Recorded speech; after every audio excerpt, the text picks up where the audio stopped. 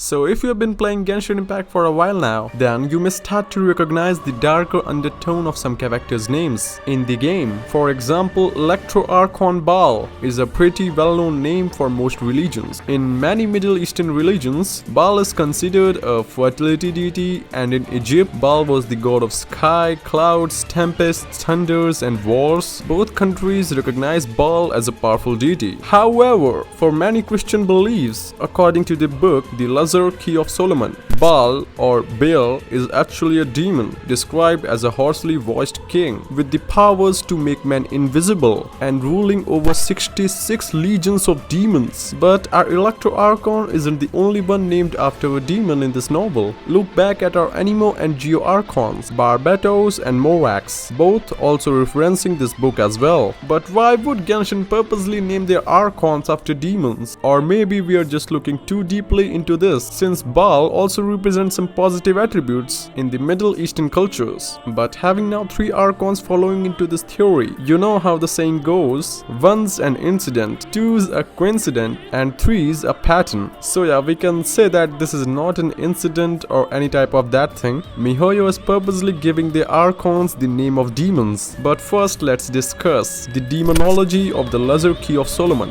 and what it is, all about its origins. So yeah, let's start. Well, the Lesser Key of Solomon, also known as Lamgetan Clavicula Salamonis or simply Lamgetan, is an anonymous grimoire on demonology. It was compiled in the mid-17th century, mostly from materials a couple of centuries older, and yeah, it was divided into 5 books: the Ars Goetia, Ars Theurgia Goetia, Ars Palina, Ars Almedel, and Ars Notoria. And that being said, in Johann Weir's Ars Goetia, aka the Book of Demons, there are a total of 72 demons. Each of these demons are ranked specifically according to their summoning points on a compass, to conjure them of course, with 4 emperors are tied to the cardinal points, intercardinal points, and additional direction between those. And also, there are an additional 11 wandering princes, totally 31 spirits leaders who each rule to a few dozen spirits. Now I am not sure if the ranking has anything to do with the power,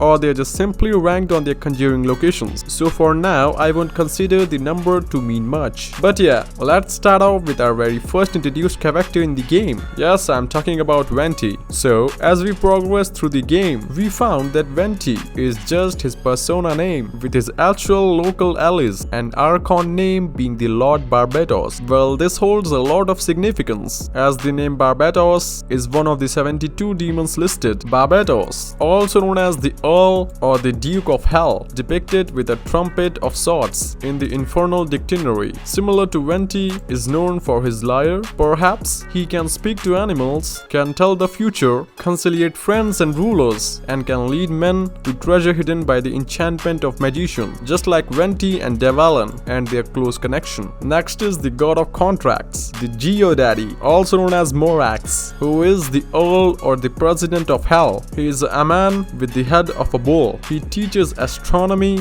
and all other liberal sciences, and gives a good and wise familiars that know the virtues of all herbs and precious stones. I feel like this title doesn't seem to fit Zhongli as an educator and a wise with all things, natures and stone as the Geo Archon. Next is the god of eternity, the Archon Baal, the king of hell in the Lesser Key of Solomon, and a deity worshipped by Canaanites in the Bible, sometimes personified to be fertility, weather, rain, wind, lightning, seasons, wars, sailors, science, love. Oh my god, stop Baal. She is a goddess or demon of all things, I guess, almost fitting perfectly for the story of Inazuma, from uncontrollable weather to a war and even love. Now for Baal, in the demonic books, he is ranked at number 1 as King Baal, as you have seen in the theories on the Gnosis being chess pieces. Then you might find Baal predicted chess piece to be very fitting for her role. And if you don't know about that chess and Gnosis theory, then just comment down below. I will explain that theory in the next video. And not to mention that Paimon herself is also named after a demon known as King Paimon, as the king of hell, also the right hand of Lucifer. But what does this say for the rest of the future Archons that are coming to Genshin? So if we look at the god of wisdom, the Dendro Archon, so back in the Windbloom research report in Act 4, an NPC named Syed, a scholar from Sumeru, mentioned something about their Sub-Zero's festival, which is celebrated for the Lesser Lord Kusanali. Now Wahid, another NPC but this time from Inazuma, also mentions this holiday, claiming it to be the provider of the Anihitian blessing. So the name for Lazalot Kusanali is derived from the word Pali, and Kusa, also known as grass, a sacred plant, and Naili, which means a hollow stalk or tube. Moreover, in Chinese, Lazalot Kusanali means little lucky grass king. So all of these clues point to the possibility of this Lazalot Kusanali to be our Dendro Archon himself. However, Kusanali might just be his local name, as Rex Lapis and Raiden Shogun is, not their actual Archon name. So if Genshin is truly deciding on making all the Archon names demonic names from the Lesser Book of Solomon, then here are some ideas for the name of the Dendro Archon. Ambrosius, he is a demon who makes trees and bend it at will. Goshen tells all past, present and future things. Bathin knows virtues of precious stones and herbs and astral projection.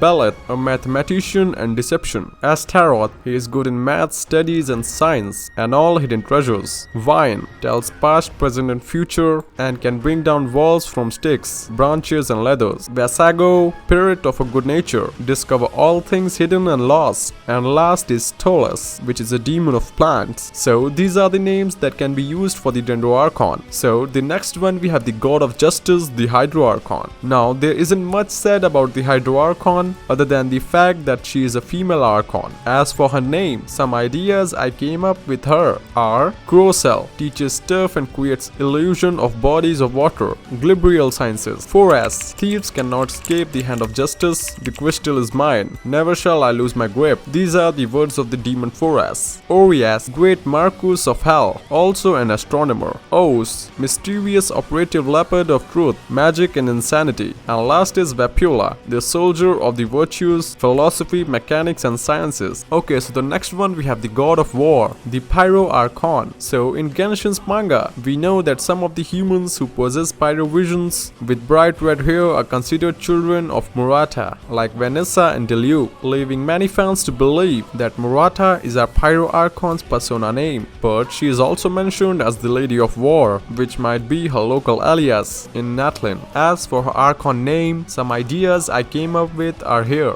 Aim, fire and deception. Belial, fire of hell, rebellion and deception. Barith, war, murder, alchemy and metals. Aligos, winged rider, warrior, demon, war conflict, warfare, wrath, shockwaves, etc. And last is Floros, so this demon can destroy all the enemies by burning them up. And finally the last Archon, the god of love, Cryo, our final Archon boss and mission that awaits us in the chapter 7 in the Cryo Empire of Shiniznaya, also known as the Sarvista as her Archon name. But some ideas I came up with her were Dentalion, keeper of the Forbidden Library, which included arts, science, love and deception, and Zephyr, related to love, lust and sodomy. He has no love for humans. So what does this all mean? Maybe all the Archons are actually bad guys? If this is truly the case, then MiHoYo might want to play into the Christian beliefs of the 7 deadly sins, as there are total 7 Archons. And those are Lucifer, which represents pride, Mammon, greed,